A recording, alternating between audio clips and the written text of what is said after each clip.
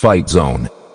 Fightzone Facebook Live, and the promoter of the two shows we got from Turnberry this week, Sam Kynoch. Sam, thanks for joining us. No problem. First question I've got to ask before we talk about the boxers: how did you stumble on this magnificent venue? This must be one of the best venues in British boxing. Absolutely, it's a phenomenal resort, and I had a relationship with them for a while. Been doing boxing events here and some speaker nights too, so got a good relationship, a couple of events a year here, so it's a nice place to be working from, absolutely. And from speaking to the boxers at your gym the other week, they're all very excited to box here, aren't they, over the next 2 nights? What does it lift them?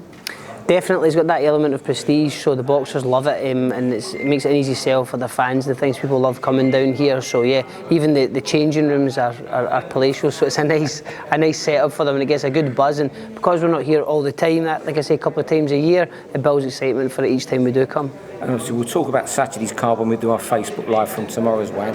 But let's talk about, just run through the fighters we got on Friday. First of all, David Jamieson, your cruiserweight hope, who went really well in boxer at short notice. Yeah, absolutely. So Davey's more than ready. He's been calling for this step up for some time now, and he's got it.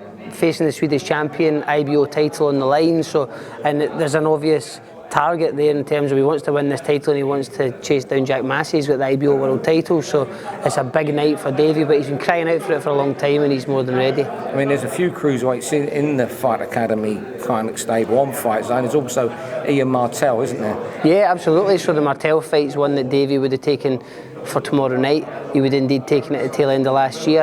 As Davey's ready to go, it's just I don't know what Martell's going to do, but we're not going to wait around. Davey's going to have this belt round his waist tomorrow night, and then we're in the driving seat from there. Another one of your fighters, and I think he may have just signed with you, Kieran Smith. He has his middleweight debut. I've just seen him. He already looks a beast at 160 pounds. But I asked him how he ever did 11 stone. Yeah, he looks like a super middleweight. So first fight with me, I've known Kieran for a long time. He's sparred in my gym, and I've been to a lot of his fights, and I've been an admirer of his. So I think he's going to do really well. Especially, I think the move up to middleweight, we had a good chat when he signed with me.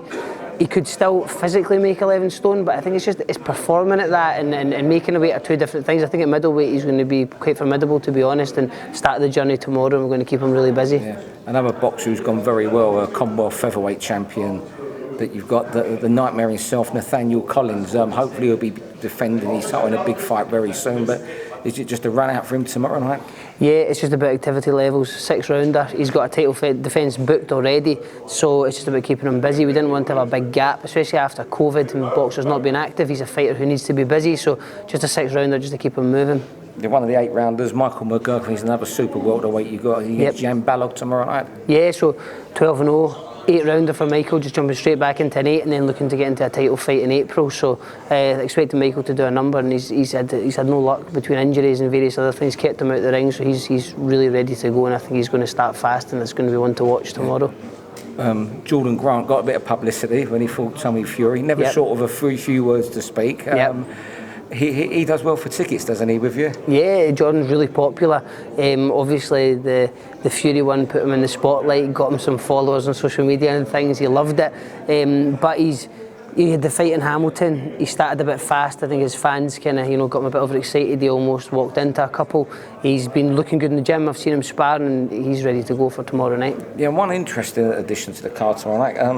Kate Radomska, I think she's a Polish lady who is based in Waterford, Ireland. How did you find your latest female protege? So she is managed by a good friend of mine and one of my partners, Robbie Flynn. So I work with Robbie, we co-manage a couple of boxers together. He manages Kate himself.